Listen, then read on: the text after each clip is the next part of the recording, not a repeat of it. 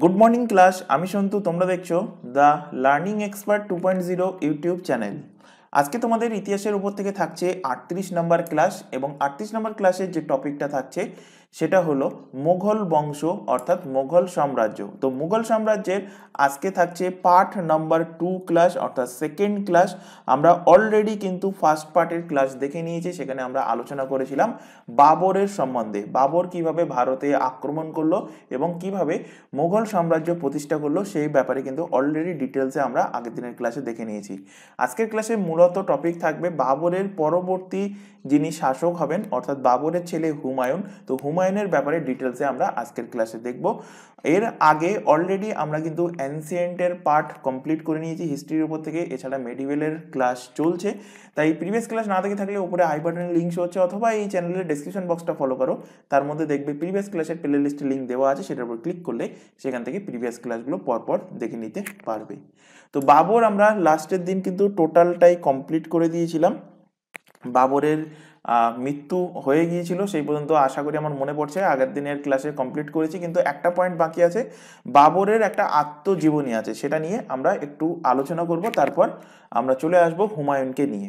তো লাস্টের দিন আমি কি বলেছিলাম, বাবর মেনলি 4টে যুদ্ধ, মানে 4টে ইম্পর্টেন্ট যুদ্ধ জয়ী হয়েছিল। সেই 4টে যুদ্ধ থেকে এক্সামে কোশ্চেন দেয়। সবার প্রথমে দেয় 1526 মে পানিপিয়া, শর্টকাট ট্রিক বলে দিয়েছিলাম আগের দিন ক্লাসের লাস্টের দিকে। তো 1526 মে পানিপিয়া মানে পানিপথের যুদ্ধ, 27 মে খানা খায়া অর্থাৎ খানোয়ার যুদ্ধ, 28 মে চাঁদ দেখা চন্দেরির যুদ্ধ, 29 মে ঘর গায়া ঘরগারার যুদ্ধ, আর 30 মে মার গায়া অর্থাৎ বাবরের মৃত্যু হয় 1530 খ্রিস্টাব্দে। এই পর্যন্ত আমরা লাস্ট দিনের ক্লাসে দেখেছিলাম। এবং বাবরের মৃত্যুর পর বাবরের যে সমাধি কিন্তু দুটো জায়গায় দেওয়া হয়েছে। সবার প্রথমে বাবর যখন মারা গেল, প্রথমে কিন্তু তার সমাধি দেওয়া হয় আগ্রাতে। আগ্রার কোথায়? আগ্রার আরামবাগে। এরপর বাবরের সমাধি সেখান থেকে তুলে নিয়ে অন্য আরেকটা জায়গায় নিয়ে যাওয়া হলো। কেন? কারণ হলো বাবরের ইচ্ছা ছিল তার সমাধি যেন কাবুলে দেওয়া হয়। সেই কারণে বাবরের সমাধি আগ্রা থেকে তুলে নিয়ে তার সমাধিকে নিয়ে যাওয়া হলো কোথায়? নিয়ে যাওয়া হলো কাবুলে, এবং সেখানে তার দ্বিতীয়বার আবার সমাধি দেওয়া হয়েছে। তো এখানে হেডিং করো বাবরের যে পয়েন্টটা বাকি আছে, বাবরের আত্মজীবনী। এমন দুজন মুঘল বংশ, মুঘল এম্পায়ার তোমরা পড়ছো, মুঘল এম্পায়ার যখন তোমাদের টোটাল ঔরঙ্গজেব পর্যন্ত কমপ্লিট হয়ে যাবে, তখন দেখবে যে দুজন মুঘল শাসক ছিলেন, একমাত্র নয় দুজন, মানে এদের মধ্যে দুজন মাত্র মুঘল শাসক ছিলেন যারা তার নিজের আত্মজীবনী অর্থাৎ অটোবায়োগ্রাফি লিখেছে। তার মধ্যে বাবর হলেন একজন, এবং বাবর হলেন প্রথম। তো বাবর বাবর হলেন প্রথম বাবর হলেন প্রথম মুঘল শাসক যিনি তার আত্মজীবনী লেখেন। যিনি প্রথম মুঘল শাসক যিনি তার আত্মজীবনী আত্মজীবনী লেখেন, যিনি তার নিজের আত্মজীবনী লিখেছেন। আচ্ছা, আত্মজীবনীকে ইংলিশে কি বলা হয়? বলা হয় অটোবায়োগ্রাফি। অটো মানে নিজের, বায়ো মানে জীবনী, গ্রাফি মানে লেখা। তো অটোবায়োগ্রাফির মিনিং আশা করি বুঝতে পেরেছো। অটো মানে নিজের, বায়ো মানে জীবনী, গ্রাফি মানে লিখেছে। তো বাবরের অটোবায়োগ্রাফির নাম কি? এক্সামে বহুবার কোশ্চেন দিয়েছে, তো মনে রাখবে তুজুক ই বাবরি। কি বললাম? তুজুক ই বাবরি হলো বাবরের আত্মজীবনী। কোশ্চেন দেবে এই যে তুজুক ই বাবরি, এটা কোন ভাষায় লেখা? তো এটা লেখা তুর্কি ভাষাতে। তো এক্সামে কোশ্চেন দেবে যে সর্বপ্রথম কোন মুঘল শাসক তার নিজের আত্মজীবনী লিখেছেন? অ্যান্সার কি করবে? অ্যান্সার করবে বাবর। বাবর হলেন প্রথম মুঘল শাসক যিনি তার অটোবায়োগ্রাফি লিখেছেন, মানে তার আত্মজীবনী লিখেছেন। এবার দেখো, অনেক সময় দেখবে তোমরা প্রিভিয়াস ইয়ার কোশ্চেন ঘেটে দেখলে বাবরের আত্মজীবনী জানতে চায়, এবং অপশানে তুজুক ই বাবরি থাকে না, কি থাকে? অপশানে থাকে বাবরনামা। তো দেখো এই তুজুক ই বাবরি কি হচ্ছে? অনুবাদ হচ্ছে। তুজুকি বাবরি অন্য ল্যাঙ্গুয়েজে অনুবাদ হচ্ছে। কোন ল্যাঙ্গুয়েজে অনুবাদ হচ্ছে? ফার্সি ভাষা। ফার্সি ভাষাতে এটাকে ট্রান্সলেট করা হচ্ছে, অনুবাদ করা হচ্ছে। এবং এই ফার্সি ভাষাতে ট্রান্সলেট কে করছেন, অনুবাদ করছেন কে? তো অনুবাদ করেন, তার নাম হলো আব্দুর রহিম। আব্দুর রহিম আব্দুর রহিম নামক ব্যক্তি এই তুজুকি বাবরিকে ফার্সি ভাষাতে ট্রান্সলেট করেন। এবং ফার্সি ভাষাতে ট্রান্সলেট করার পর এই তুজুকি বাবরির নাম পরিবর্তন হয়। নাম পরিবর্তন হয়ে যায় কি? বাবর নামা। কি হয়? বাবর নামা। তাই ম্যাক্সিমাম এক্সামে প্রিভিয়াস ইয়ারের কোশ্চেন দেখলে দেখতে পাবে যে বাবরের আত্মজীবনী বলে অপশানে থাকে কি? অপশানে থাকে বাবর নামা। তো বাবর নামা থাকবে হয় অপশানে, নতুবা তুজুকি বাবরি থাকবে। তো যেটা থাকবে সেটাই অ্যান্সার মার্কিং করে আসবে। এবার দেখো বাবরের মৃত্যু কবে হচ্ছে। বাবর মারা যাচ্ছে কবে? তো বাবরের মৃত্যু হচ্ছে তোমাদের এক্ষুনি বললাম 1530 খ্রিস্টাব্দে বাবর মারা যাচ্ছে। এবং বাবর মারা যাওয়ার পর বাবরের ছেলেকে বাবরের ছেলে হলো হুমায়ুন। এই হুমায়ুন বাবরের জায়গায় গদিতে এসে বসে। অর্থাৎ পরবর্তী মুঘল শাসক কে হচ্ছে? পরবর্তী মুঘল শাসক হচ্ছেন এই হুমায়ুন। তো নেক্সট হেডিং করো পরবর্তী শাসক, হেডিং করো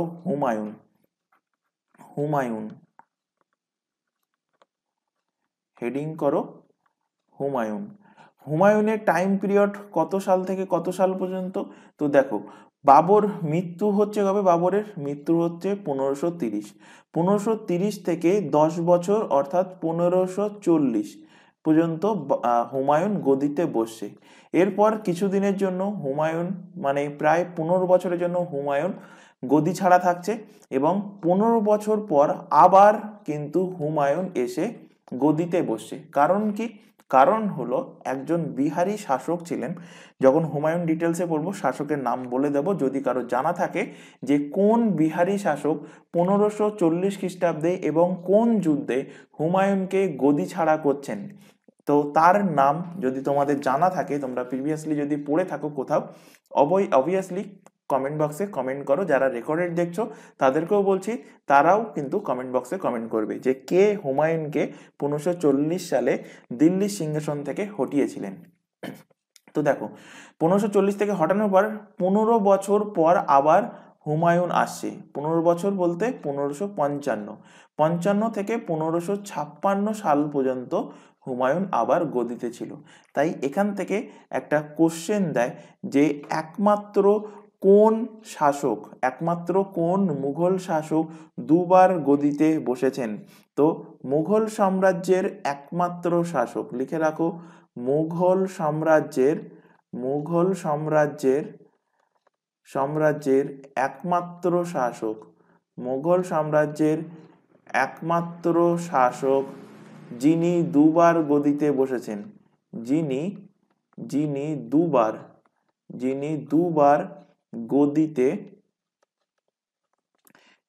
দুবার গদিতে বসেছিলেন, তাহলে কে সেটা? সেই ব্যক্তি হলেন এই হুমায়ুন। হুমায়ুন সেই ব্যক্তি যিনি দুবার গদিতে বসেছিলেন মুঘল সাম্রাজ্যে। আচ্ছা, এখান থেকে একটু হুমায়ুনের পরিচয় জেনে নিই। হুমায়ুনের পিতা তো এক্ষুনি বললাম হুমায়ুন কার ছেলে? বাবরের ছেলে। হুমায়ুনের মায়ের নাম কি? মাতাকে। আর হুমায়ুনের জন্ম কোথায় হয়েছিল, অর্থাৎ date of birth, DOB, date of birth কি? তো হুমায়ুনের পিতা হলেন কে? হুমায়ুনের পিতা হলেন বাবর। পিতা হলেন বাবর। হুমায়ুনের মায়ের নাম কি? মায়ের নাম হলো মাহাম বেগম।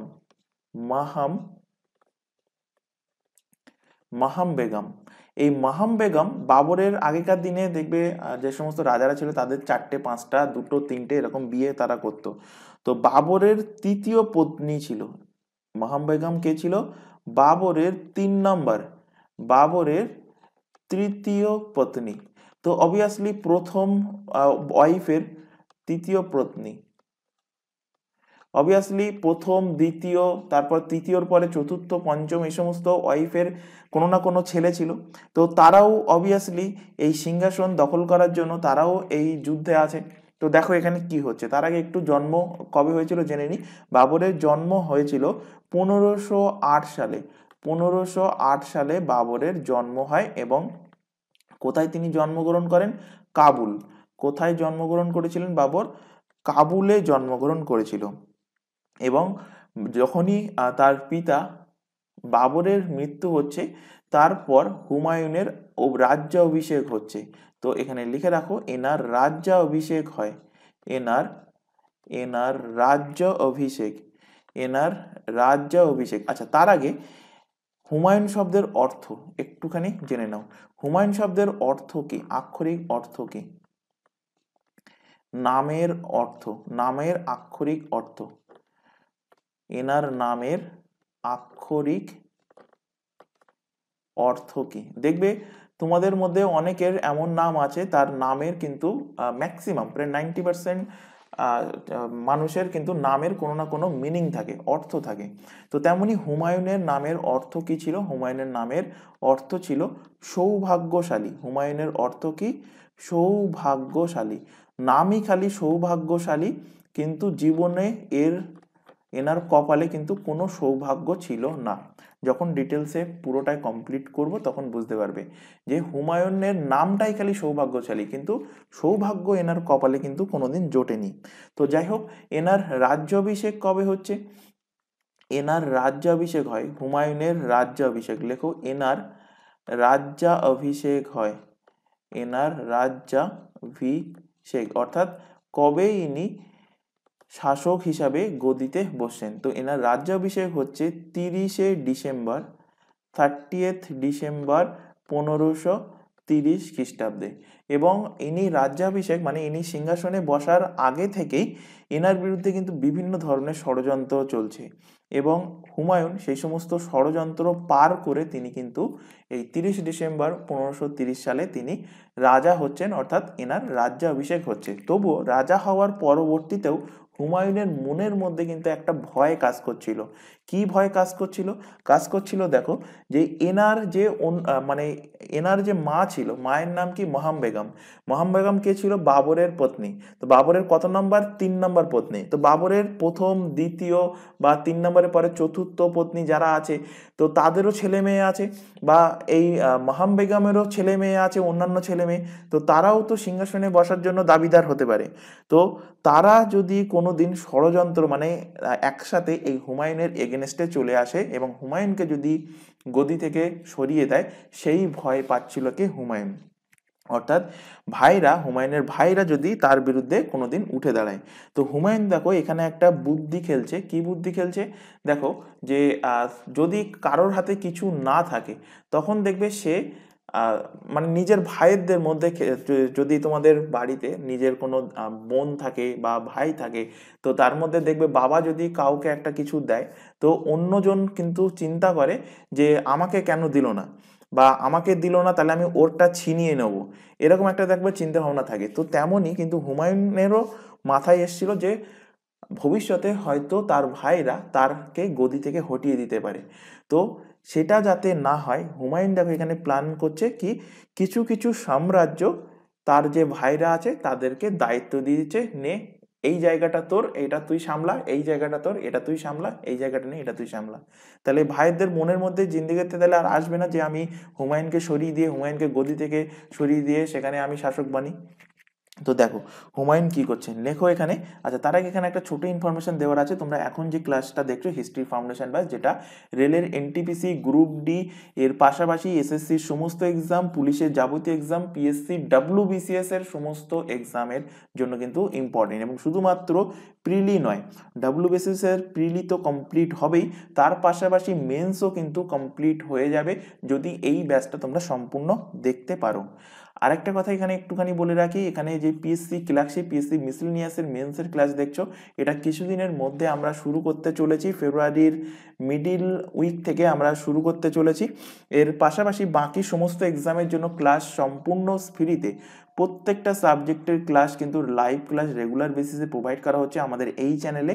লাইভ ক্লাস না দেখতে পারলে থেকে যায় ক্লাস রেকর্ডেড ফরম্যাটে, সুতরাং রেকর্ডেড হিসেবে ক্লাসটা তোমরা তোমাদের সময় মতো কিন্তু দেখে নিতে পারবে। তবে এই চ্যানেলের কোনো ক্লাসকে তোমরা ডাউনলোড করে দেখবে না, এটা আমাদের তরফ থেকে তোমাদের কাছে একটা ছোট রিকোয়েস্ট থাকছে।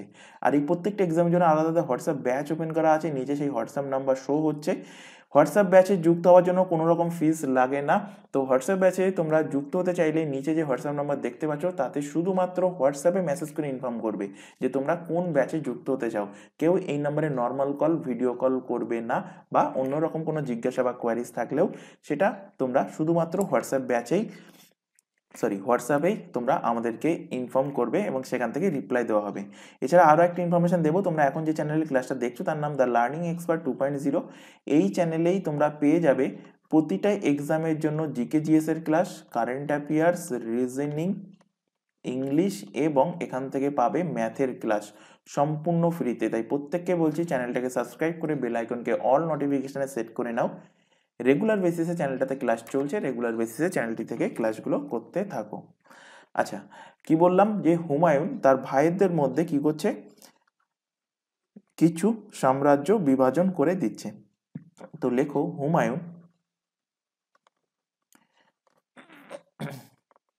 হুমায়ুন নিজের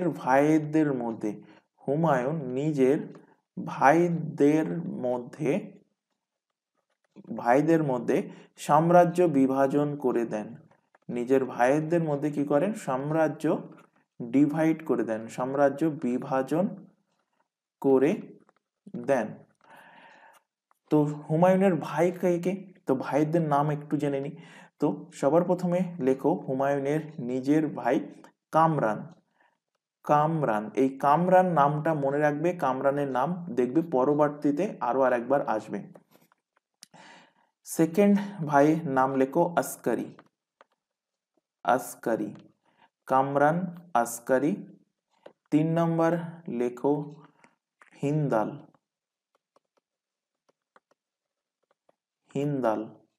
এবং এই যে 3টে ভাইয়ের নাম লিখলাম, কামরান, আসকারি এবং হিন্দাল, এরা হুমায়ুনের আপন ভাই। হুমায়ুনের আপন ভাই, নিজের ভাই, আপন ভাই। আর 4 নম্বর যে ভাইয়ের নাম লিখছি ইনি হলেন হুমায়ুনের চাচাতো ভাই, নাম কি, সুলেমান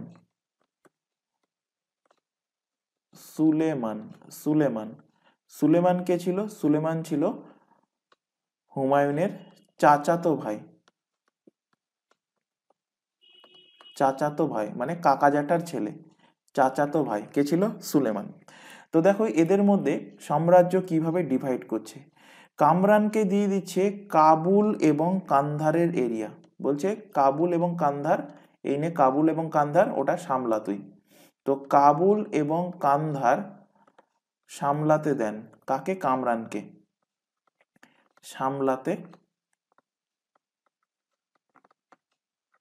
সামলাতে দেন কাকে, কামরানকে। তো ক ফর কামরান, ক ফর কাবুল, ক ফর কান্ধার। তো কামরানকে কাবুল এবং কান্ধার সামলাতে দিচ্ছেন। আসকারিকে দিচ্ছেন সম্ভালকে সামলাতে, সম্ভালকে সামলাতে দেন কাকে, আসকারিকে। হিন্দালকে দিচ্ছেন মেবাতকে সামলাতে দিচ্ছেন কাকে, হিন্দালকে। আর সুলেমানকে দিচ্ছে হিন্দাল ক্ষেত্র সামলাতে, হিন্দাল ক্ষেত্র সামলানোর জন্য দেন, হিন্দাল ক্ষেত্র সামলাতে দেন কাকে দিচ্ছেন, সুলেমানকে। তো দেখো হুমায়ুন কি করছে, কাবুল কান্ধার দিচ্ছে কামরানকে, আসকারিকে দিচ্ছে সম্ভাল, হিন্দালকে দিচ্ছে মেবাত, আর সুলেমানকে দিচ্ছে হিন্দাল ক্ষেত্র সামলাতে। হুমায়ুনের এই নিজের ভাই বা চাচাতো ভাই ছাড়া হুমায়ুনের একজন বোন ছিল। তো হুমায়ুনের বোনের নাম কি, কোশ্চেন বহুবার এক্সামে দিয়েছে, হুমায়ুনের বোনের নাম কি। তো হুমায়ুনের সিস্টার বোন কে ছিলেন, নাম হলো গুলবাদান বেগম। নাম হলো গুলবাদান বেগম। গুলবাদান বেগম। এই গুলবাদান বেগম হুমায়ুনের জন্য কিন্তু একটা জিনিস লিখছেন। কি লিখছেন? হুমায়ুনের বায়োগ্রাফি লিখছেন। কিসে? তো হুমায়ুনের ব্যাপারে জানা যায় কোন বই থেকে? তো হুমায়ুন নামা থেকে। তো হুমায়ুন নামা কে লিখেছেন? তো হুমায়ুন নামা লিখেছেন গুলবাদন বেগম। গুলবাদন বেগম কি লেখেন? হুমায়ুন নামা। বহুবার এক্সামে কোশ্চেন দিয়েছে যে হুমায়ুন নামা কার লেখা? হুমায়ুন নামা। হুমায়ুন নামা। হুমায়ুন নামা কার লেখা? হুমায়ুন নামা লেখা গুলবাদন বেগম। গুলবাদন বেগমের লেখা বই। এনার লেখা বইয়ের নাম কি? হুমায়ুন নামা। এবার দেখো, এই হুমায়ুন কিন্তু অনেক রকম কিন্তু তিনি সৈন্য অভিযান করছেন, অনেক রকম এরোর সাথে যুদ্ধ করছেন। তো সেগুলো কিন্তু আমাদের ডিটেলসে জানতে হবে, মেন যেগুলো হচ্ছে। তো হেডিং করো এখান থেকে যে হুমায়ুনের সৈন্য অভিযান। হুমায়ুনের সৈন্য অভিযান। হেডিং করো হুমায়ুনের সৈন্য অভিযান।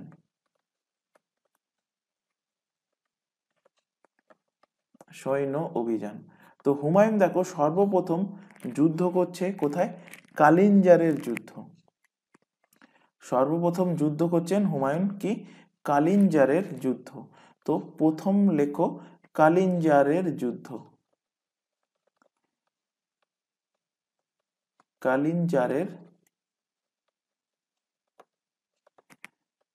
কালিঞ্জারের যুদ্ধ কত সালে হচ্ছে? কালিঞ্জারের যুদ্ধ। তো ইনি রাজ্যাভিষেক করছেন কবে? একদম 1530 সালের লাস্টের দিন প্রায় বলতে চলে, মানে 30 ডিসেম্বরে তিনি রাজ্যাভিষেক করছেন। ঠিক তার পরের বছরই অর্থাৎ 1531 খ্রিস্টাব্দে কালিঞ্জারের যুদ্ধ হচ্ছে। কার কার মধ্যে হচ্ছে কালিঞ্জারের যুদ্ধ? তো অবভিয়াসলি এক সাইডে থাকবে হুমায়ুন এবং অপোনেন্টে থাকবে কে? রুদ্রদেব। অপোনেন্টে কে থাকবে?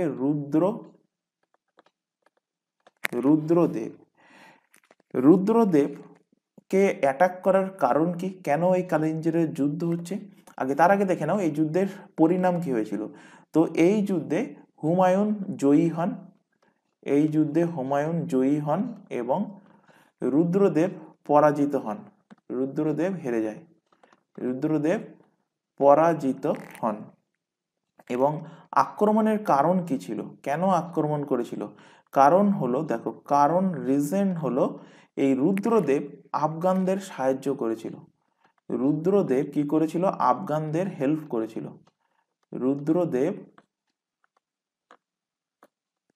রুদ্রদেব আফগানদের সাহায্য করেছিল। তো সেই কারণে হুমায়ুন সাহায্য করেছিল। সেই কারণে হুমায়ুন অ্যাটাক করে কোথায়?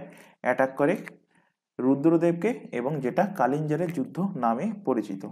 সেকেন্ড যুদ্ধ কোথায় করছে দেখো। সেকেন্ড যুদ্ধ হলো দৌহারিয়ার যুদ্ধ।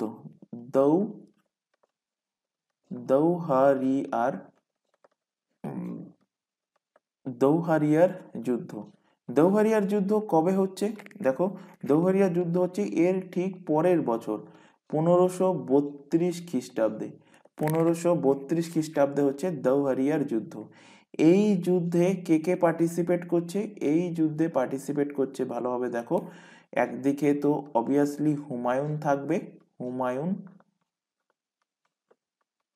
হুমায়ুন এবং আরেক দিকে দুজন ব্যক্তি একসাথে।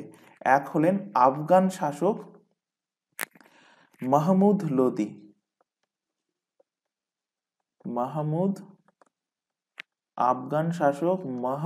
লোদি এবং এর সাথে আরো একজন আসছে, তার নাম কি? তার নাম হলো শের খা। শের খাই কিন্তু শের শাহ নামে পরিচিত। শের খাই কি নামে পরিচিত? শের শাহ নামে পরিচিত কে? এই শের খা।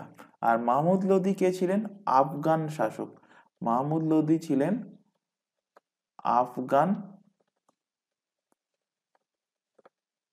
আফগান শাসক ছিলেন মাহমুদ লোদি। তাহলে কার কার মধ্যে হচ্ছে?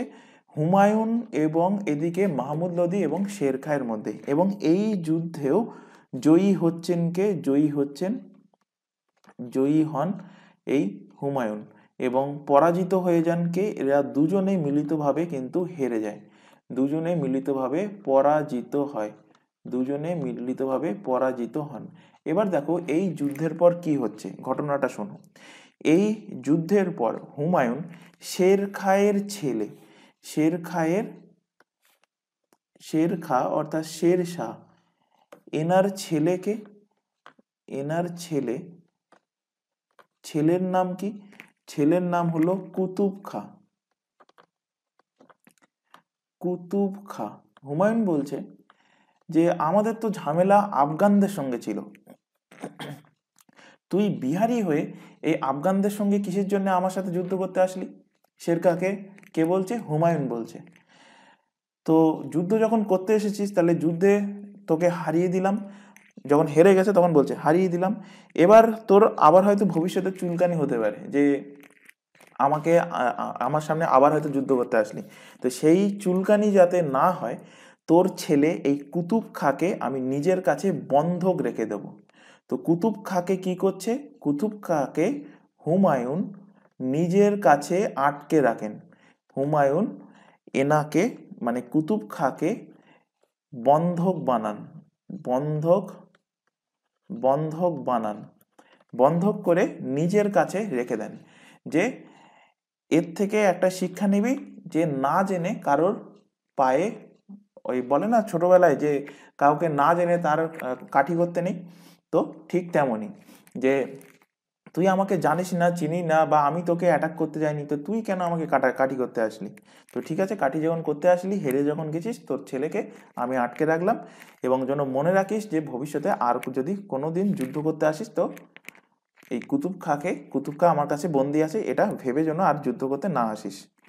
এবার দেখো আহ এই দৌহারিয়ার যুদ্ধের আক্রমণের কারণ কি ছিল? কারণ ওই একটাই, যে বাবর আফগানদের বলতে তখন বাহলুল লোদি ছিল, তো এই বাহলুল লোদিকে হটিয়ে দিল্লিতে সাম্রাজ্য স্থাপন করেন। তাই আফগানরা মুঘলদের থেকে দিল্লিকে পুনরুদ্ধার করার জন্য আফগান শাসক মাহমুদ লোদি হুমায়ুনকে অ্যাটাক করেছিল, যে দিল্লি যেন আবার আমরা রিক্যাপচার করতে পারি, আফগানরা এটা ভেবেছিল। কিন্তু এই যুদ্ধে আফগানরা পরাজিত হন, এবং এই যুদ্ধে হুমায়ুন কি করলো? শের খাঁর ছেলে কুতুব খাঁকে নিজের কাছে বন্দুক বানিয়ে রেখে দেয়, যাতে করে শের খাঁ পরবর্তীতে আবার হুমায়ুনের সামনে যেন যুদ্ধ করতে না আসে। এই 1532 সালে দৌহেরিয়ার যুদ্ধ হওয়ার পর তার ওই সালে আরো আরেকটা যুদ্ধ হচ্ছে, আরো দুটো যুদ্ধ হচ্ছে ওই সালে। কি কি এখানে লেখো, নেক্সট লেখো 3 নম্বর দিয়ে। 1532 সালে চুনারে অবরোধ হয়। 1532 সালে চুনারে অবরোধ হয়। চুনারে কি হয়? অবরোধ। অবরোধ কেন হয়? অবরোধ হয়, চুনারটা কোথায় পড়ে? চুনারটা পড়ে দিল্লি থেকে, দাঁড়াও এখানে একটুখানি ছবি আঁকছি তাহলে বুঝতে পারবে।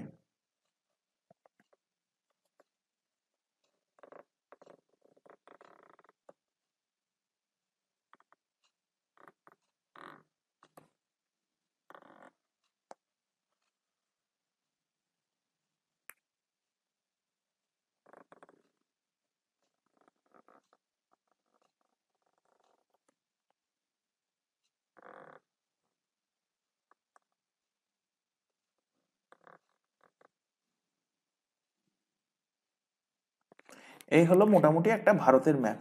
এখানে দেখো এই পজিশনে কে আছে? এই পজিশনে আছে বিহার। এখানে আছে কে? এখানে আছে টোটালটা বিহার। আর এদিকে আগে ছিল কি, ডান সাইডে ছিল আকাশি রং দিয়ে মার্কিং করছি, এদিকে টোটালটা ছিল কি, বাংলা, বিহার বাংলা। আর চুনারটা পড়ে এই বিহারের পথে এরকম জায়গায় পড়ে, জায়গার নাম হলো কি চুনার। চুনার। আর ওই শের শাহ বা শের খাঁ, ইনি কোথাকার শাসক ছিলেন? শের খাঁ ছিলেন বিহার, বিহারের শাসক, কোথাকার?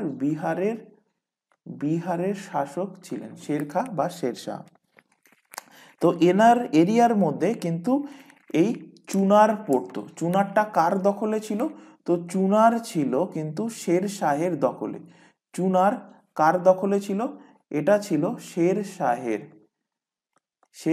এরিয়ার মধ্যে পড়তো, শেরশাহর এরিয়ার মধ্যে। এবার শেরশাহ ছেলে কার কাছে জমা আছে?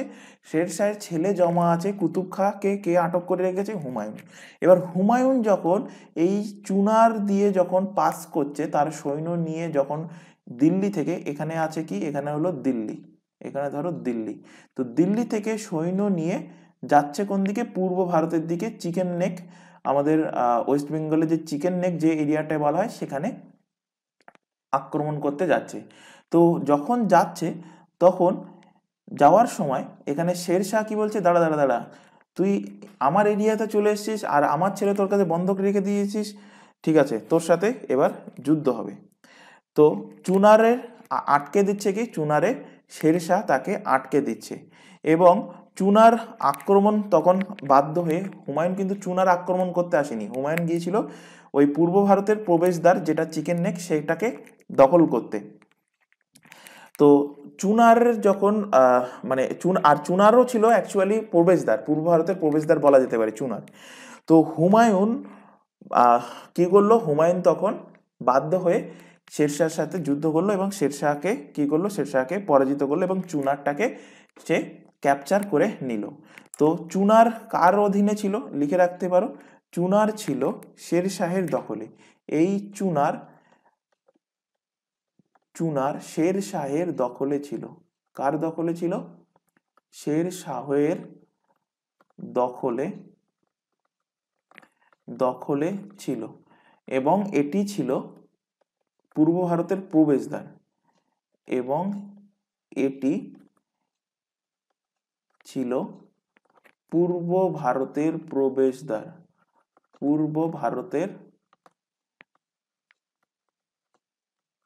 এটি ছিল পূর্ব ভারতের প্রবেশদ্বার। এবং হুমায়ুন যখন চুনার আক্রমণ করলো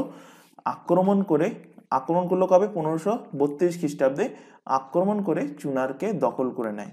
হুমায়ুন কি করলো? হুমায়ুন তখন যখন অবরোধ করেছে, তখন কি করবে? অ্যাটাক করলো। হুমায়ুন চুনার আক্রমণ করে দখল করে নেয়,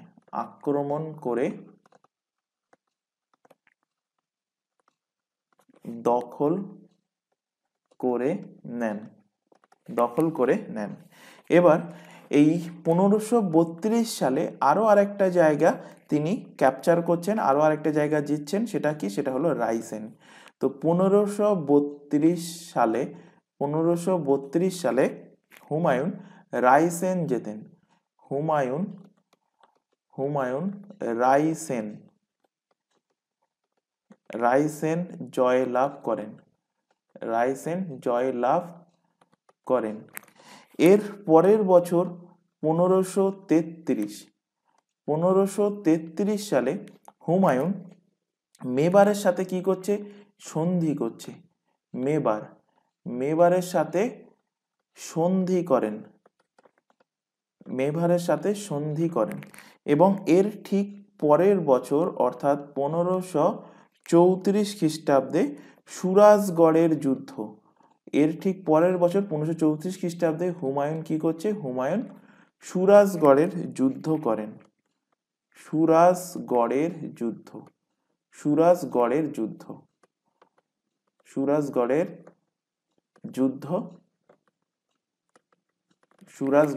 যুদ্ধ করেন।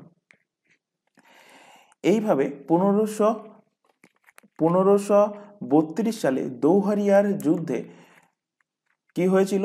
দৌহারিয়ার যুদ্ধে শেরশাহের ছেলে, মানে শেরশাহ পরাজিত হয়েছিল একদিক থেকে, কারণ মামুদ লোদীর সাথ তিনি দিয়েছিলেন, এবং তখন শেরশাহের ছেলেকে কুতুব খাঁকে হুমায়ুন আটকে রেখেছিল। এরপর চুনারে যখন সে অবরোধ করে, মানে হুমায়ুনের যে রুট মার্চ বলা হয় বা সৈন্য অভিযান যে বলা হয়, সেটাকে যখন তিনি অবরোধ করে, সেখানেও কিন্তু হুমায়ুন অ্যাটাক করে, হুমায়ুন জয়লাভ করে।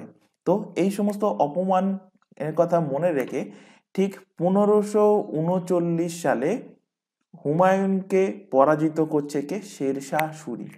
হুমায়ুনের সাথে আরো আরেকবার যুদ্ধ হচ্ছে কত সালে এসে?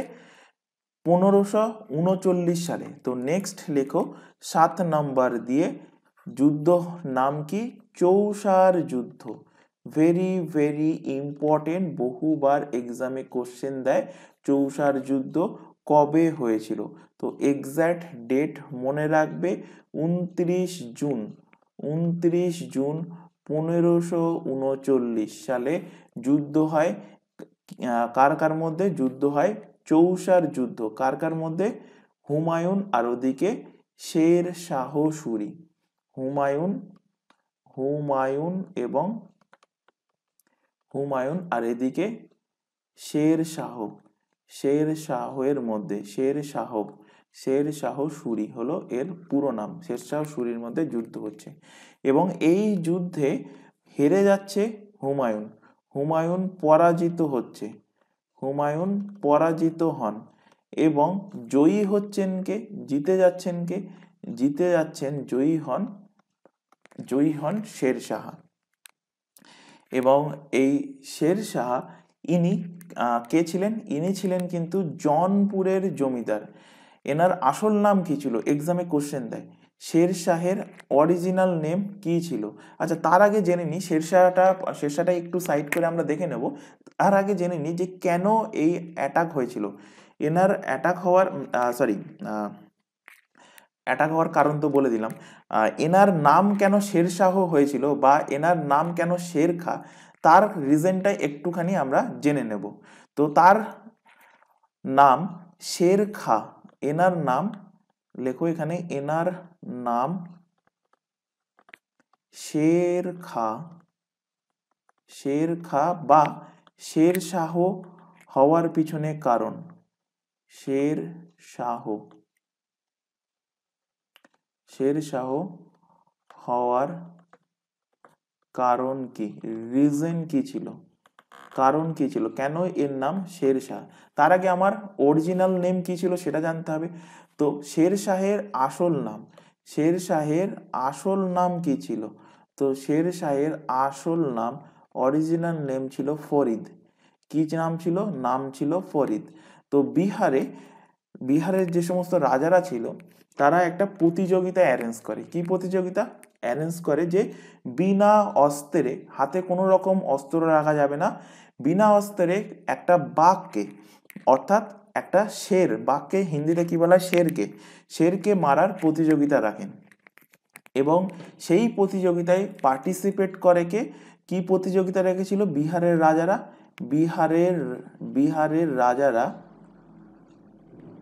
বিহারের রাজারা প্রতিযোগিতা রাখেন।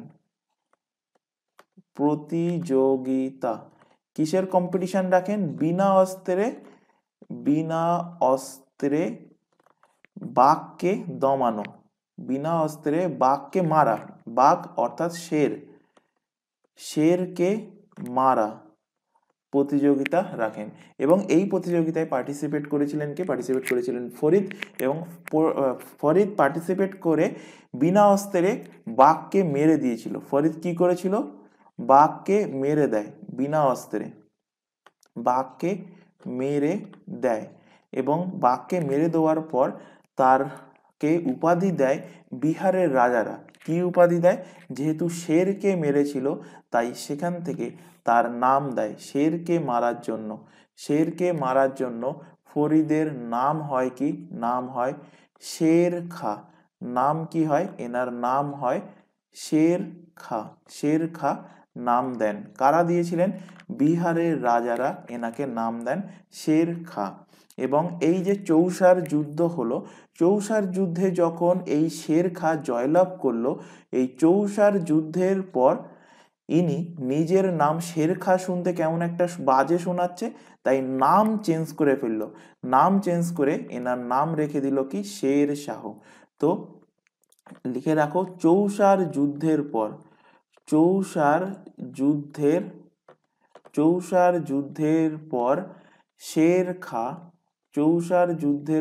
শের খা তার নাম পরিবর্তন করে, নাম পরিবর্তন করে নাম রাখেন শের শাহ সুরি। শের শাহ সুরি। শের শাহ সুরি। এবং এই যে চৌসার যুদ্ধ হয়েছিল, এই চৌসার যুদ্ধে হুমায়ুনকে এমন মার মেরেছিল শেরশাহ, এমন মার মেরেছিল, হুমায়ুন নিজে লজ্জায় পড়ে গিয়েছিল। তাই এই যুদ্ধের পর অপমানিত হয়ে হুমায়ুন কি করছে, গঙ্গাতে ডুব দিয়ে আত্মহত্যার চেষ্টা করে। হুমায়ুন সুইসাইড করতে যায়। হুমায়ুন কি করছে এই যুদ্ধের পর, হুমায়ুন গঙ্গাতে ডুব দিয়ে সুইসাইড করতে গিয়েছিল। গঙ্গাতে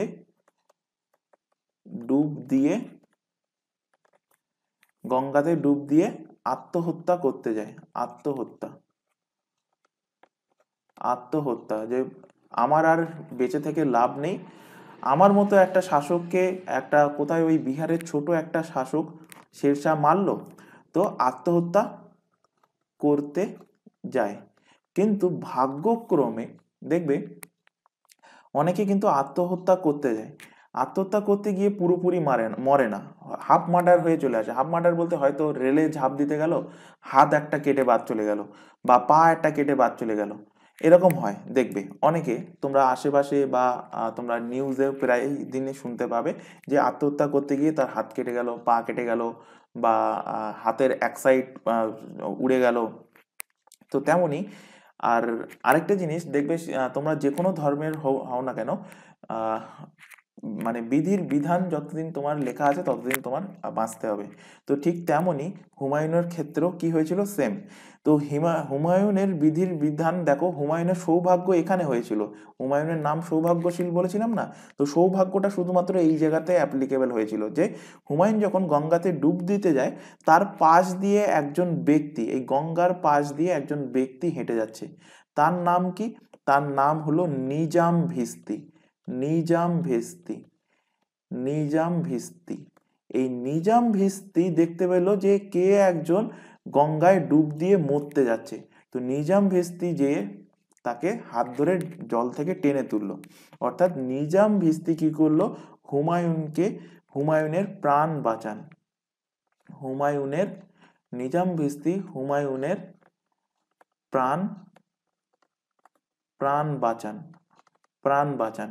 এবার যখন একটা রাজা, কোনো একজন রাজাকে যদি কোনো একটা ব্যক্তি যদি তার প্রাণ বাঁচায়, দেখবে রাজা কিন্তু খুব একটা মানে এক্সাইটমেন্টের মধ্যে চলে আসে। তাই এই নিজাম ভিস্তিকে কি করলো, নিজাম ভিস্তিকে হুমায়ুন একদিনের বাদশা বানিয়ে দিল। পরবর্তীতে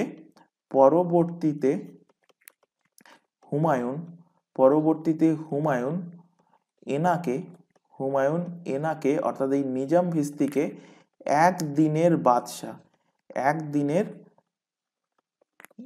বাদশাহ বানিয়ে দিল। তো একদিনের বাদশাহ যখন হলো এই নিজাম ভিস্তি একদিনের বাদশাহ, তো তিনি কি করলেন, তিনি তার স্মৃতি যাতে করে ইতিহাসের পাতায় তার তার নাম যেন উচ্চারিত হয়, তার নাম যেন লেখা থাকে, তো তিনি কি করলেন, ইনি চামড়ার সিক্কা চালিয়ে দিলেন। ইনি কি করলেন, চামড়ার সিক্কা প্রচলন করলেন। ওই একদিনেই তিনি কি করলেন, চামড়ার সিক্কা চালু করেন। তো চামড়ার সিক্কা কে চালু করেছিলেন এই নিজাম ভিস্তি। এবার হুমায়ুন এখনো তো বেঁচে আছে, সুতরাং হুমায়ুন এখনো কিন্তু তিনি দিল্লির শাসক আছেন, যদিও চৌসার যুদ্ধে শেরশাহ তাকে খুব মার মেরেছিল। তো দিল্লি থেকে তাকে হটাতে হবে। দিল্লি থেকে কাকে হটাতে হবে, হুমায়ুনকে। তো দিল্লি থেকে হুমায়ুনকে হটানোর জন্য আবারও শেরশাহ সুরি অ্যাটাক করছে, কাকে, হুমায়ুনকে অ্যাটাক করছে। তো পরবর্তী যুদ্ধ হচ্ছে 8 নম্বর দিয়ে লেখো, কনৌজের যুদ্ধ। কনৌজের বা একেই বলা হয় কি বিলগ্রামের যুদ্ধ। কনৌজ বা বিলগ্রামের যুদ্ধ। কবে হয়েছিল কনৌজ বা বিলগ্রামের যুদ্ধ? হয়েছিল 17 মে, 17 মে 1540 সালে, ঠিক তার পরের বছর। কার কার মধ্যে হয়েছিল এই যুদ্ধ? তো যুদ্ধ হয়েছিল ওই হুমায়ুন এবং শের শাহ সুরির মধ্যে। কার কার মধ্যে? হুমায়ুন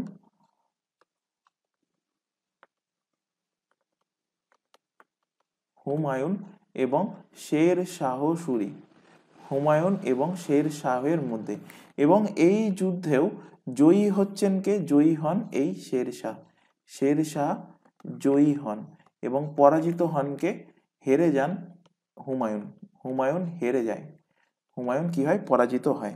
এবং এই যুদ্ধে পরাজিত হয়ে হুমায়ুনকে দিল্লি ছেড়ে চলে যেতে বাধ্য করে কে? শের শাহ। অর্থাৎ শের শাহ দেখো বিহার থেকে তাকে তাড়িয়ে, দিল্লি থেকে তাড়িয়ে তাকে বের করে দিচ্ছে, কাকে? হুমায়ুনকে। এবং এই যুদ্ধের পর দিল্লি ছেড়ে চলে যান এবং হুমায়ুন নির্বাসিত জীবন যাপন শুরু করেন। এই যুদ্ধে পরাজিত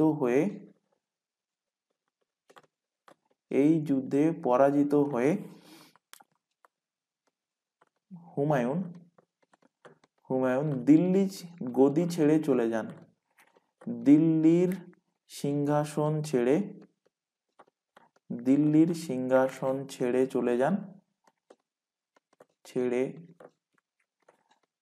চলে যান এবং নির্বাসিত জীবনযাপন শুরু করেন।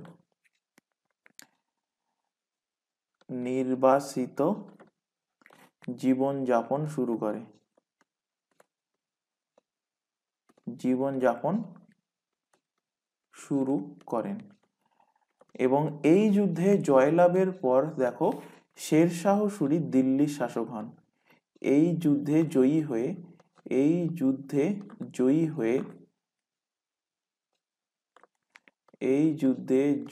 হয়ে শের শাহ দিল্লির শাসক হন। শের শাহ দিল্লির শাসক হন এবং নতুন একটা বংশের তিনি প্রতিষ্ঠা করেন, সেটা হলো কি?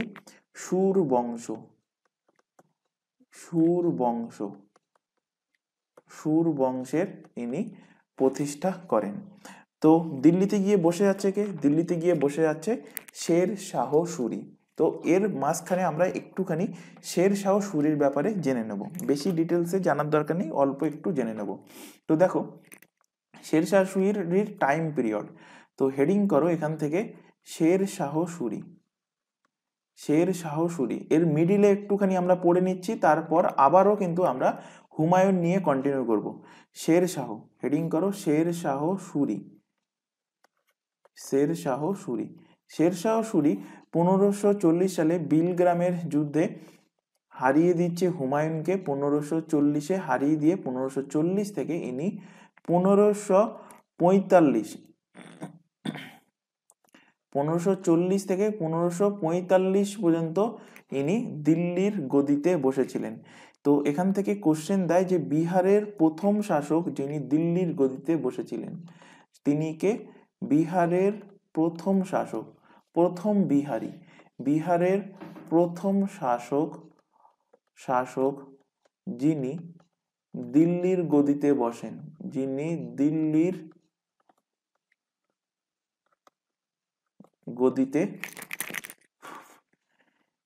দিল্লির গদিতে বসেন, তার নাম কি? তার নাম হলো শের শাহ সুরি। এবং ইনি হলেন সুর বংশের ফাউন্ডার, ইনি হলেন সুর বংশের প্রতিষ্ঠাতা,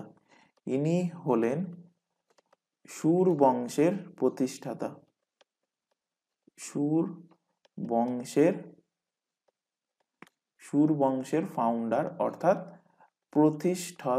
প্রতিষ্ঠাতা।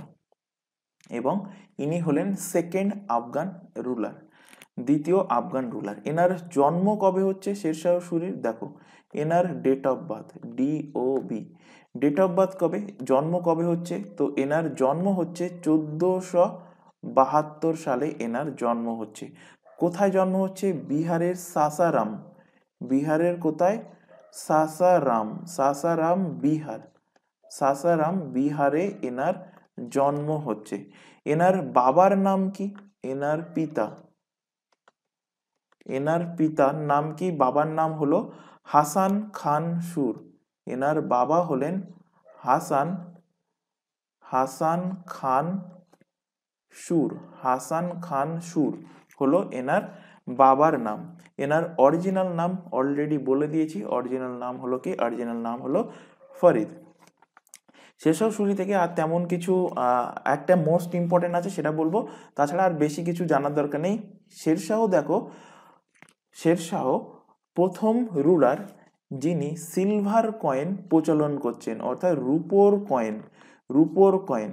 তো শেরশাহ শেরশাহ প্রথম শাসক হিসাবে, শেরশাহ প্রথম শাসক হিসাবে রূপোর কয়েন প্রচলন করেন। সিলভার কয়েন প্রচলন করেন বা চালু করেন, সিলভার কয়েন চালু করেন। এবং এই সিলভার কয়েনকে কি বলা হচ্ছে, কি নাম দিচ্ছেন সিলভার কয়েনের? তো সিলভার কয়েন এর নাম দিচ্ছেন কি? এর নাম দিচ্ছেন রুফিয়া। এর নাম দিচ্ছে রুফিয়া নাম দিচ্ছেন। তো রুফিয়া কি? রুফিয়া হলো সিলভার কয়েন। চালু করছে কে? চালু করছে শেরশাহ সুরি। এবং এই রুফিয়া ইকুয়াল টু ওয়ান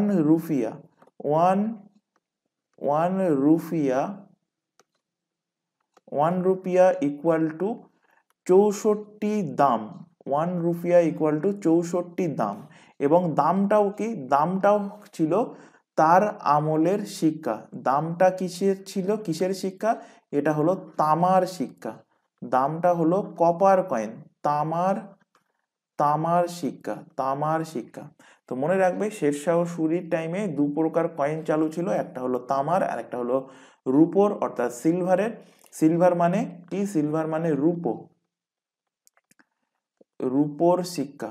তো রূপার সিক্কার নাম কি? রূপোর সিক্কার নাম ছিল রুপিয়া। আর তামার সিক্কার নাম কি ছিল? তামার সিক্কার নাম হলো কি? দাম।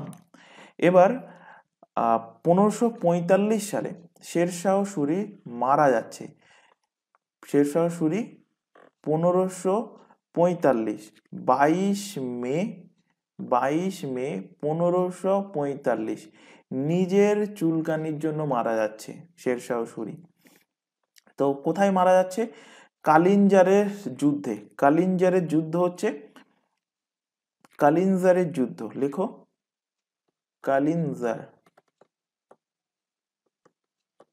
কালিঞ্জারের যুদ্ধে মারা যান। কিভাবে মারা যান? কালিঞ্জারের যুদ্ধ কিন্তু নিজের জন্য তিনি যুদ্ধ করছেন না, তার বন্ধুর জন্য তিনি যুদ্ধ করতে গিয়েছিলেন। এবং এই কালিঞ্জারের যুদ্ধে তোপ চালাতে গিয়ে সেই তোপের গোলা তার নিজের গায়ে পড়ে মারা যায়। তোপ চালাতে গিয়ে মারা যান।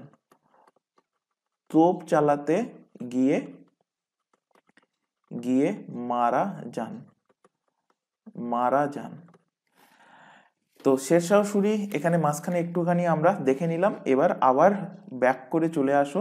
আচ্ছা, যদি কোশ্চেন দেয় যে শেরশাহ সুরির মকবরা কোথায় অবস্থিত, তো এর মকবরা, এনাকে দফন করা হয়েছে, এনার জন্ম যেখানে হয়েছে সেখানে, অর্থাৎ সাসারাম বিহারেই এনাকে কিন্তু দফন করা হয়েছিল, কবর দেওয়া হয়েছিল। এবার চলে আসো যে এক্ষুনি বললাম যে এই যুদ্ধে হেরে যাওয়ার পর হুমায়ুন দেখো নির্বাসিত জীবনযাপন শুরু করে। তো এই নির্বাসিত জীবনযাপনে কি করছে? নির্বাসিত জীবনযাপন ভগবান রামও কিন্তু পালন করেছিল। তেমনি দেখো হুমায়ুনের টাইমে কি হচ্ছে।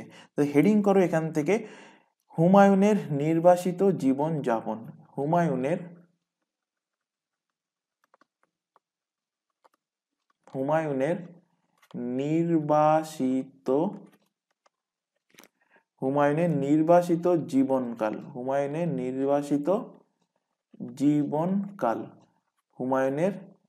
নির্বাসিত জীবনকাল।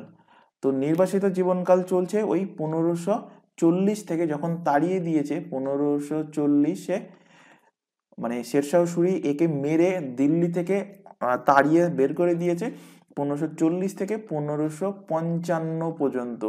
15 বছর ধরে কিন্তু শেরশাহ সুরির ভয়ে কিন্তু ইনি নির্বাসিত জীবনযাপন পালন করছিলেন। তো দেখো, যখন এনাকে তাড়িয়ে দেওয়ার পর তাড়িয়ে দিল কোন যুদ্ধে? কনৌজের অর্থাৎ বিলগ্রামের যুদ্ধে। তো বিলগ্রামের যুদ্ধে তাড়িয়ে দেওয়ার পর হুমায়ুন কারোর একটা আশ্রয়ে যাওয়ার জন্য তিনি গেলেন। ঠিক এর পরের বছর 1541 খ্রিস্টাব্দে যোধপুরের শাসক মালদেবের কাছে ইনি পৌঁছান। তো 1541 সালে কার কাছে পৌঁছাচ্ছেন? যোধপুরের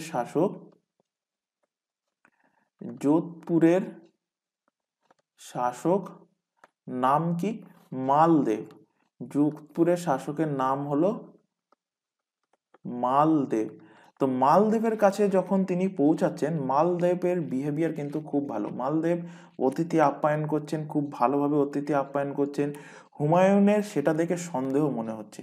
দেখবে যে প্রয়োজনের তুলনায় যদি কেউ তোমাকে বেশি সম্মান দেয় বা বেশি তোমাকে তারিফ করে বা বেশি বাহবা দেয় বা তোমাকে বেশি সুযোগ সুবিধা দেয়, তার মানে তুমি একটা জিনিস ভেবে রাখবে, তার মাথায় কিন্তু তোমার থেকে কোনো না কোনো সুবিধা পাওয়ার একটা আকাঙ্ক্ষা তৈরি হচ্ছে।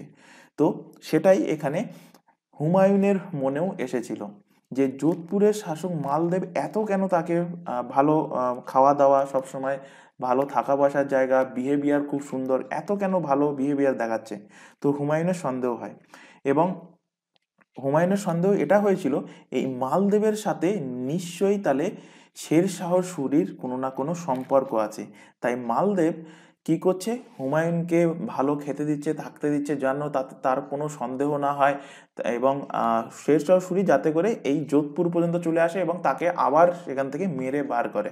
বা মালদেব এটাও মানে হুমায়ুন এটা ভাবছে যে মালদেব এটাও চাইছিল যে হুমায়ুনকে শেরশাহ সুরির কাছে আবার ফিরিয়ে দেওয়ার জন্য। তো হুমায়ুনের মাথায় যখন এই জিনিসটা আসলো, হুমায়ুন সেখান থেকে পালিয়ে গেল। তো হুমায়ুন কোথা থেকে পালিয়ে গেল? যোধপুরের শাসক মালদেবের থেকে পালিয়ে গেল। কিসের ভিত্তিতে? শুধুমাত্র সন্দেহের ভিত্তিতে পালিয়ে আসলো। তো পালিয়ে এসে হুমায়ুন আবার কোথায় আসলো? হুমায়ুন 1541 খ্রিস্টাব্দে হুমায়ুন হামিদা বেগম এর সাথে বিবাহ করে নিল। হুমায়ুন কি করছে? হুমায়ুন 1541 খ্রিস্টাব্দে হুমায়ুন হামিদা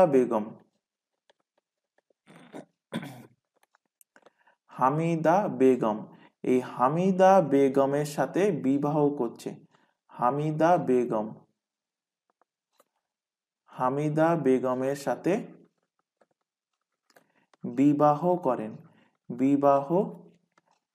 বিবাহ করেন। এতদিন হুমায়ুন ব্যাচেলার ছিল। হুমায়ুন দেখলো, আমি যদি হামিদা বেগমকে বিবাহ করি তাহলে আমি শ্বশুরবাড়ি থাকতে পারবো। তো সেই শ্বশুরবাড়ি থাকাটা আমার একটা সেফ জোন হয়ে যাবে, যে এখানে শেরশাহ সুরি আসবে না। তো সেই ভিত্তিতে হুমায়ুন কিন্তু হামিদা বেগমকে বিয়ে করলো এবং হামিদা বেগম ছিল তার প্রথম পত্নী। হামিদা বেগম কি ছিল? প্রথম পত্নী কার? হুমায়ুনের প্রথম পত্নী ছিল এই হামিদা বেগম। এবং হামিদা বেগম অ্যাকচুয়ালি কে ছিলেন? ইনি ছিলেন মীর বাবার মেয়ে। ইনি হলেন মীর বাবার মেয়ে। কার মেয়ে? মীর বাবা। ইনি হলেন মীর বাবার মেয়ে। তো মীর বাবার কাছে হুমায়ুন সেফলি থাকতে পারবে। এবং এই হামিদা বেগমকে কি বলা হয়? এক্সামে কোশ্চেন দেবে, তো এনাকেই বলা হয় মারিয়াম মাকানি। এনাকেই মারিয়াম মাকানি বলা হয়। কি বলা হয়? মারিয়াম মাকানি। এনাকেই মারিয়াম মাকানি বলা হয়।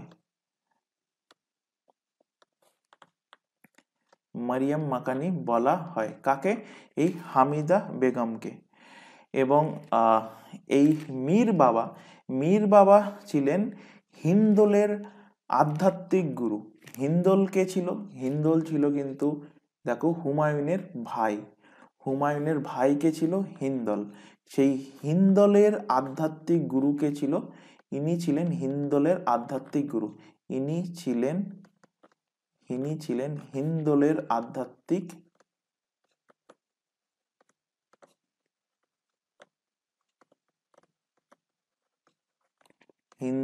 আধ্যাত্মিক গুরুদেব। কে ছিলেন? ছিলেন এই মীর বাবা। তো এই মীর বাবার মেয়েকে হামিদা বেগমকে বিয়ে করে নিল হুমায়ুন 1541 খ্রিস্টাব্দে। এবার 1541 খ্রিস্টাব্দে যেই মাত্র হুমায়ুন বিবাহ করলো, ঠিক তার পরের বছরের মধ্যে খুশখবরি চলে আসলো। খুশখবরি হলো হামিদা বেগমের ছেলে হবে, অর্থাৎ হুমায়ুন এবং হামিদা বেগমের ছেলে। তো পুত্র সন্তানের নাম কি? নাম হলো আকবর। তো এই নির্বাসিত জীবনকালের মধ্যেই, লিখে রাখো, এই নির্বাসিত জীবনকালের মধ্যেই এই নির্বাসিত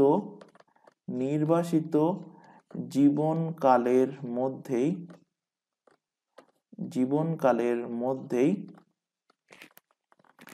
15 অক্টোবর ডেট অফ বার্থটা মনে রাখবে, এটা আকবরের ডেট অফ বার্থ।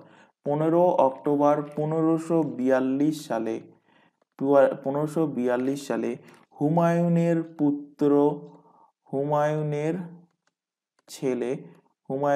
পুত্র আকবরের জন্ম হয়। হুমায়ুনের পুত্র আকবরের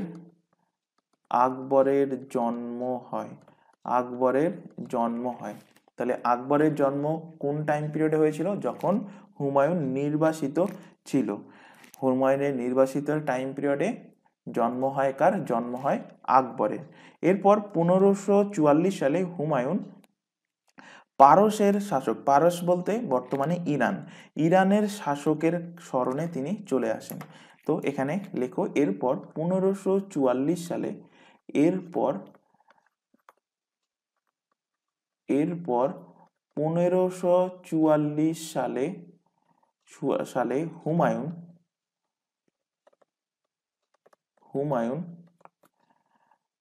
পারস্যের বর্তমান ইরান, পারস্যের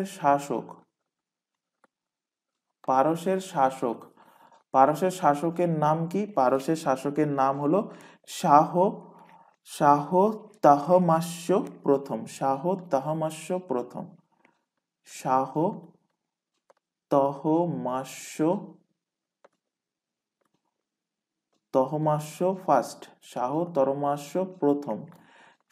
তহমাস্য প্রথমের স্মরণে চলে আসেন। এর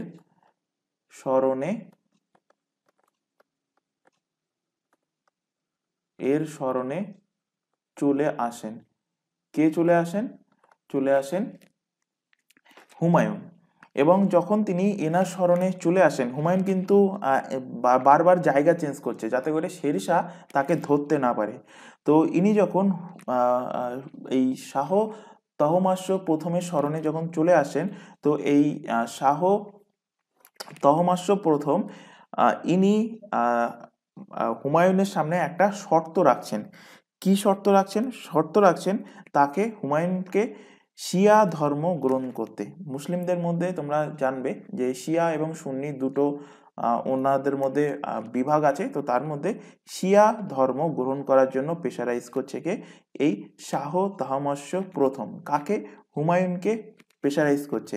এবং হুমায়ুন যখন এনার স্মরণে চলে আসছে, তো হুমায়ুনের খাতিরদারি করার জন্য, মানে হুমায়ুনের সেবার জন্য আসছে বৈরাম খাঁ। তো এখানে লিখে রাখো, এখানেই হুমায়ুনের সেবায় চলে আসেন, এবং পরবর্তীতে দেখবে এই বৈরাম খাঁর রোল মানে আকবরের টাইম পিরিয়ডে একটা ভাইটাল রোল প্লে করবে। পরবর্তীতে হুমায়ুনের সেবায় চলে আসেন বৈরাম খাঁ। কে আসেন? বৈরাম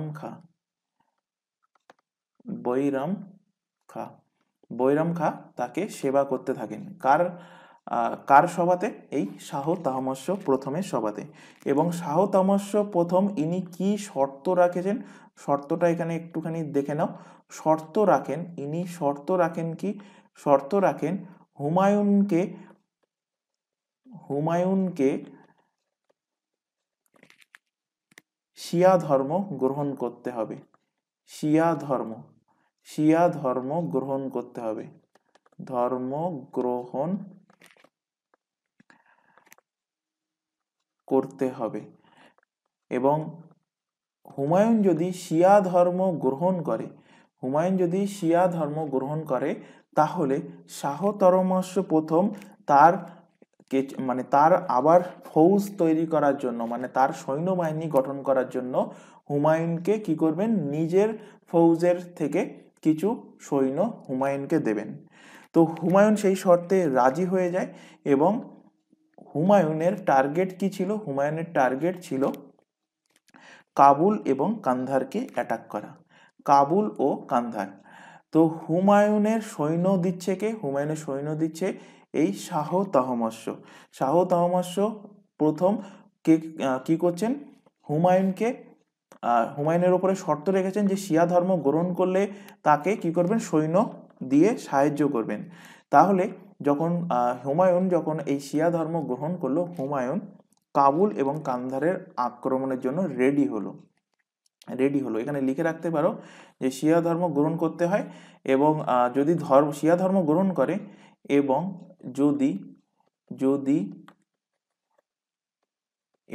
যদি শিয়া ধর্ম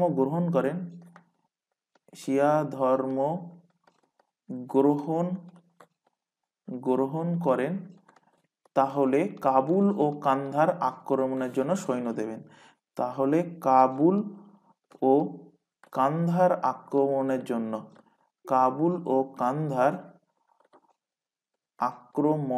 জন্য সৈন্য দেবেন। কে দেবেন? দেবেন এই তহমাস্য প্রথম কিন্তু সৈন্য দেবেন। তো এবার 1547 সালে হুমায়ুন সৈন্যদের নিয়ে কাবুল অ্যাটাক করতে যান। কি করেন? 1547 সালে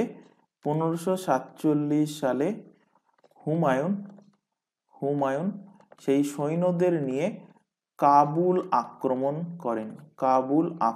করেন। এবার খেয়াল করো, ক্লাসের শুরুতেই বলেছিলাম যে কাবুল কার দায়িত্বে দিয়েছিল? কোন ভাই? হুমায়ুনের কোন ভাই কাবুলটাকে সামলাচ্ছিল? তো কাবুল সামলাচ্ছিল কামরান, এবং বলেছিলাম যে পরবর্তীতে তোমার কাজে আসবে তোমাদের। তো দেখো, কাবুলের শাসক কে ছিল তখন? কাবুলের শাসক ছিল হুমায়ুনের ভাই। নাম কি তার? কামরান ছিল কাবুলের শাসক। এই কামরান কি করছে? কামরানের উপর যখন হুমায়ুন আক্রমণ করছে, কামরুন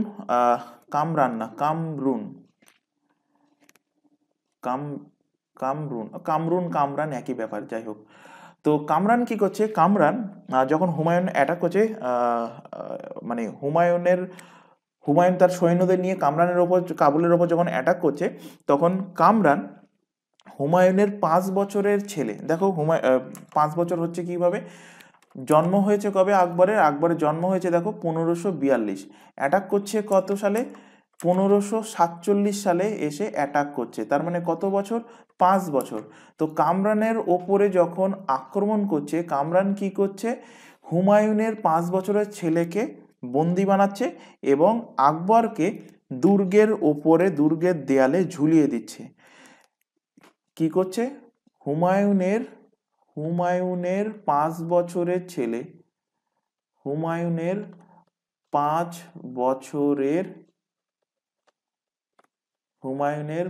বছরের ছেলে, নাম কি তার? আকবরকে দুর্গের দেয়ালে ঝুলিয়ে দিচ্ছে। দুর্গের দেওয়ালে ঝুলিয়ে দেয়। এর ফলে হুমায়ুন কিন্তু ক্রুদ্ধ হয়ে যায়। ঝুলিয়ে দেন এর ফলে হুমায়ুনের যতটা না আঘাত লেগেছিল যে কাবুল সে দখল করতে পারেনি, তো তার থেকে বেশি আঘাত লেগেছিল যখন তার ছেলেকে দেখবে। তোমাদের মধ্যে কেউ যদি বিবাহ করে থাকে বা তার যদি ছেলে মেয়ে থাকে, বা তোমরা যখন ভবিষ্যতে বিবাহ করবে, যে তোমার ছেলে হোক বা মেয়ে হোক, দেখবে তার প্রতি টান কিন্তু তোমার চলে আসবে। এমন মনে হবে যে তোমাকে তোমার ছেলেকে যদি কেউ মারে এসে, তাকে যেন তাকে মেরে দুনিয়া থেকে বের করে দিই, এরকম কিন্তু একটা রাগ কাজ করে তার বাবার মনের মধ্যে। তো ঠিক তেমনি হুমায়ুনের মনেও কিন্তু এরকম রাগ বা হুমায়ুন কিন্তু এরকম ক্রুদ্ধ হয়েছিল, এবং হুমায়ুন তার ভাই পরে অ্যাটাক করে কামরানকে বন্দি বানায়। হুমায়ুন কি করছে এবার? হুমায়ুন তার ভাই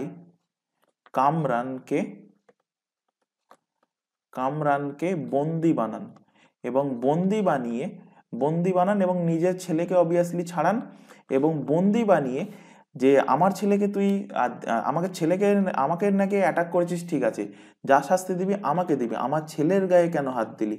তো কামরানকে বন্দি বানিয়ে এনাকে অন্ধ করে দেন, এনার চোখ নষ্ট করে দেন। আমার ছেলের দিকে তাকানো, আমার ছেলেকে দেয়ালে ঝোলানো, দাঁড়া তোর চোখ নষ্ট করে দেবো।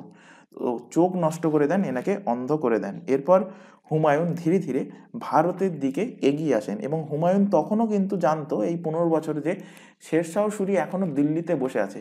অথচ 1545-এ যখন শেরশাহ যে মারা গেছে, সেই ইনফরমেশন কিন্তু এই হুমায়ুনের কাছে ছিল না। যদি হুমায়ুনের কাছে থাকতো, তো এই ছোটোখাটো এই কাবুল ফাবুল অ্যাটাক করতো না, সে ডাইরেক্টলি আবার দিল্লিতে চলে আসতো। তো আগেকার দিনে তো কোনো ফোন বা হচ্ছে কোনো আজকালকার মতো যেমন এখান থেকে কল করলেই সেকেন্ডের মধ্যে আমেরিকাতে কল করা যাচ্ছে, এরকম কোনো ব্যবস্থা ছিল না। তো তখনকার ব্যবস্থা কি ছিল? ওই কবুতরের গলায় একটা কিছু লিখে সেটাকে উড়িয়ে দেওয়া, মানে ডাক ব্যবস্থার মাধ্যমে এখান থেকে অন্য জায়গায় জিনিসপত্র কথাবার্তা আদান প্রদান হতো। তো ঠিক সেই কারণেই কিন্তু হুমায়ুন জানতে পারেনি যে দিল্লি থেকে শেরশাহ সুরি, যে তাকে হটিয়েছিল, সেই শেরশাহ সুরি মারা গিয়েছেন। তো এইভাবে ধীরে ধীরে আবার হুমায়ুন তার নিজের সৈন্যবাহিনী গঠন করছে, এবং সৈন্যবাহিনী স্ট্রং করে হুমায়ুন ভাবছে এবার ধীরে ধীরে ধীরে ধীরে আমি দিল্লির দিকে এগোবো, এবার দিল্লিতে গিয়ে আবার শেরশাহকে আমি অ্যাটাক করব। তো এবার 1554 সালে হুমায়ুন পেশাওয়ারকে জেতেন। কত সালে? 1544। 1544 সালে হুমায়ুন পেশাওয়ারকে জেতেন। এরপর 1555 সালে, এর ঠিক পরের বছর 1555 সালে লাহোর জয়লাভ করেন। 1555 সালে, এবং ধীরে ধীরে কিন্তু ভারতের দিকে এগিয়ে আসেন হুমায়ুন। লাহোর জয়লাভ করেন, এবং লাহোরে তিনি যে যুদ্ধটা করেছিলেন, সেই যুদ্ধটা কি নামে পরিচিত? মাচ্ছিওয়াড়ার যুদ্ধ। কি নামে পরিচিত? মাচ্ছিওয়াড়ার যুদ্ধ। লেখো, মাচ্ছিওয়াড়ার যুদ্ধ। মাচ্ছিওয়াড়ার যুদ্ধ কবে হয়েছিল? 15 মে 1555 সালে যুদ্ধ হয়েছিল। কোথায় হয়েছিল মাচ্ছিওয়াড়ার যুদ্ধ? এই লাহোর জয়লাভ করার পরে তিনি আরো এগিয়ে আসেন লুধিয়ানা, পাঞ্জাবের দিকে।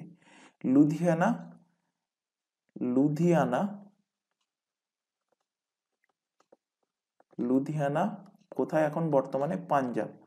পাঞ্জাব লুধিয়ানার দিকে। এই পাঞ্জাব লুধিয়ানাতে মাচ্ছিওয়াড়ার যুদ্ধ হয়। কার কার মধ্যে হয়? শেরশাহ সুরির সেনাপতির সাথে। তো এক সাইডে অবভিয়াসলি হুমায়ুন এবং তার সৈন্যবাহিনী, এবং অপোনেন্ট সাইডে কে ছিল? শেরশাহের সেনাপতি।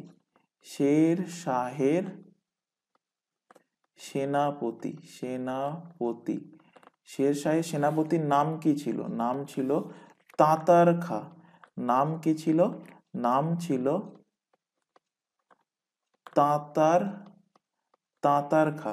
তো তাতার খার সাথে যখন যুদ্ধ হচ্ছে, এই যুদ্ধে হুমায়ুন জয়ী হচ্ছে, হুমায়ুন জয়ী হন এবং তাতার খা এই যুদ্ধে পরাজিত হন,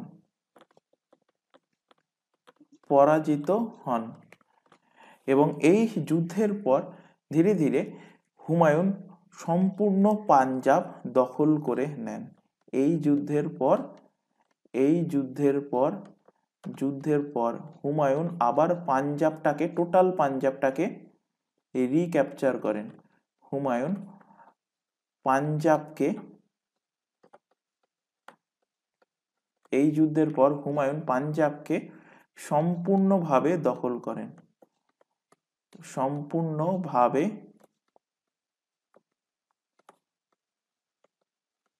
সম্পূর্ণভাবে দখল করেন। এরপর পরবর্তী যুদ্ধ হচ্ছে, দেখো, সারহিন্দের যুদ্ধ। পরবর্তী যুদ্ধ হলো সারহিন্দের যুদ্ধ, সারহিন্দের যুদ্ধ। এবং সারহিন্দের যুদ্ধ কোথায় হচ্ছে? পাঞ্জাবে হচ্ছে। কত সালে হচ্ছে সারহিন্দের যুদ্ধ? সারহিন্দের যুদ্ধ হচ্ছে 22শে জুন 1555, 22শে জুন 1555।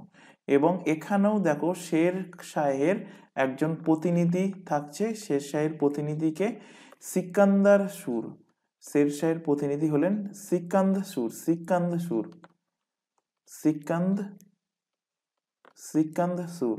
তো সিকান্দ সুরের সঙ্গে যুদ্ধ করছে কে? হুমায়ুন এবং হুমায়ুনের সাথে বৈরাম খা।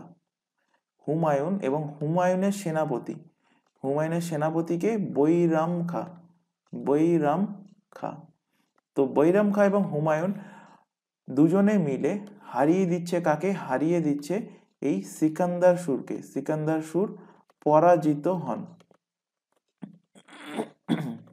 পরাজিত হন, এবং এই যুদ্ধে জয়ী হন হুমায়ুন। এবং এই যুদ্ধে জয়ী হওয়ার পর হুমায়ুন জানতে পারেন যে শেরশাহ সূরি মারা গিয়েছেন অনেকদিন আগে, তার অনেকদিন আগে আবার ফিরে আসা উচিত ছিল। তবুও যখন তিনি এসছেন তখন তিনি শাসক হয়ে যাচ্ছেন দিল্লি। তো দিল্লির শাসক হচ্ছেন কবে? 23শে জুলাই, আবার পুনরায় 23শে জুলাই 1555 খ্রিস্টাব্দে হুমায়ুন পুনরায় দিল্লির শাসক হন। হুমায়ুন পুনরায় দিল্লির গদিতে বসেন, দিল্লির শাসক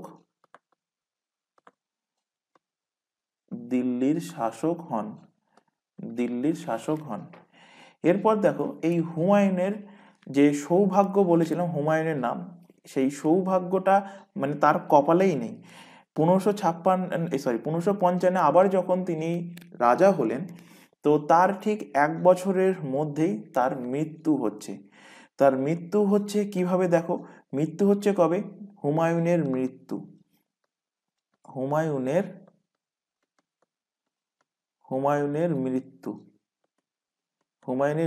হয় কবে? মৃত্যু হচ্ছে 24 জানুয়ারি 1556 সালে। তিনি একটা পাঠশালায় গিয়েছিলেন। পাঠশালা বলতে দিন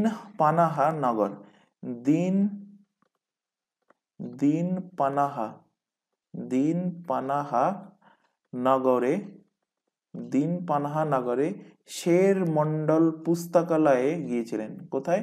শের মন্ডল নামক গ্রন্থাগারে বা গ্রন্থাগারে তিনি গিয়েছিলেন।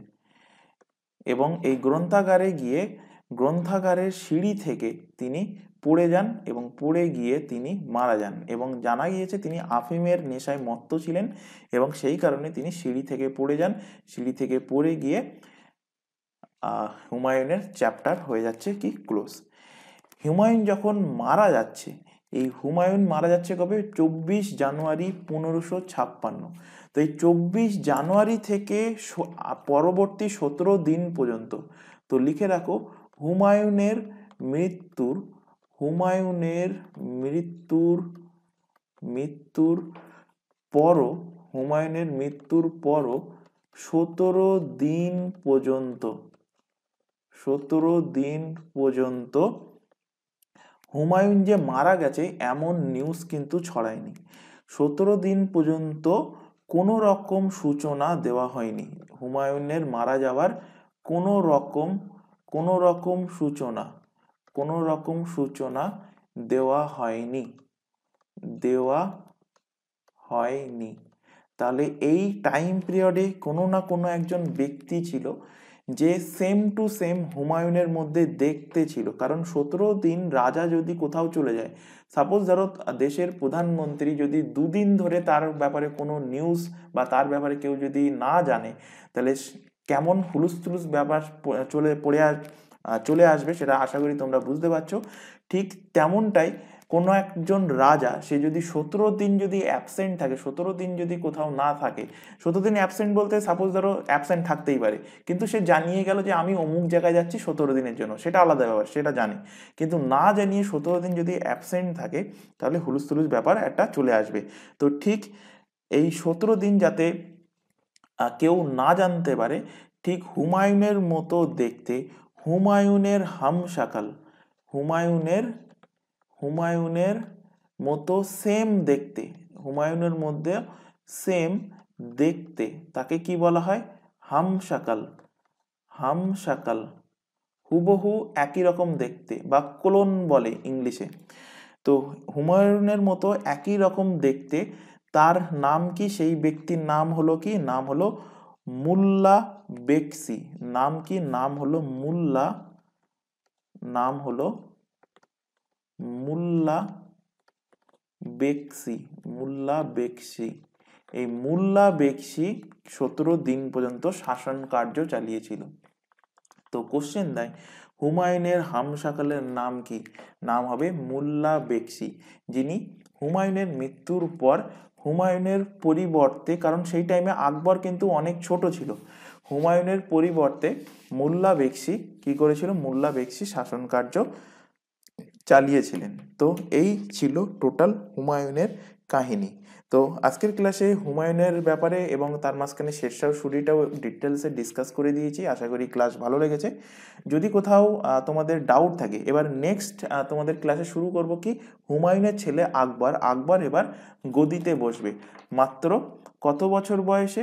মাত্র তিনি 14 বছর বয়সে আকবর কিন্তু হুমায়ুনের পরিবর্তে সিংহাসনে বসবেন। তো নেক্সট ক্লাসে আমরা আকবরের ব্যাপারে কিন্তু ডিটেলসে জানবো।